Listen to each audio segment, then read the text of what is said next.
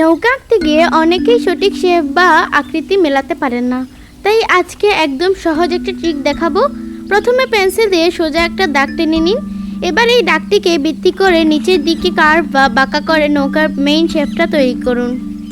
দেখুন কত সহজেই বেসিক কাঠামোটা তৈরি হয়ে গেল। এরপর নৌকার উপর সুন্দর একটা চই বা ছাউনি এঁকে নিচ্ছি, আর নৌকার পেছনে বসিয়ে দিচ্ছি একজন মাঝি ভাই, যার হাতে আছে একটা বৈঠা। সবশেষে পেন্সিল শেডিং করে নিলাম। ভিডিওটি কেমন লাগলো কমেন্টে জানান, আর ভালো লাগলে শেয়ার করবেন।